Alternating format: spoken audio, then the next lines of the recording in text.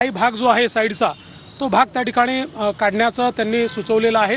जे काही करण्याची आवश्यकता असेल ते आम्ही करू। एक्सपर्ट कमिटी जी काही सुचवेल त्यानुसार ती कारवाई केली जाईल। राज्य सरकार दुष्काळाच्या बाबतीत गंभीर नसल्याचा आरोप शरद पवार। मला असं वाटतं की शरद पवार साहेब असतील किंवा विरोधी पक्ष असेल हा एका नकारात्मक मानसिकतेत गेलेला आहे। याचं कारण या दुष्काळामध्ये इलेक्शन असून देखील टँकरच्या व्यवस्था असतील, इतर पाणी सोडण्याच्या व्यवस्था असतील, वॉटर मॅनेजमेंट असेल, या सगळ्या गोष्टी नीट प्रशासनाने केल्या आहेत। अजूनही पुढचे साधारणपणे महिनाभर आपल्याला या गोष्टी चालवाव्या लागणार आहेत। त्या दृष्टीनं टंचाईच्या बैठका असतील, टंचाईच्या संदर्भातलं प्लॅनिंग असेल, हे सगळं केलं आहे। स्वतः मुख्यमंत्र्यांनी राज्याच्या काल या संदर्भातली बैठक घेतलेली आहे। त्यामुळे पूर्ण गंभीरतेनं सरकार याच्याकडे लक्ष देत आहे।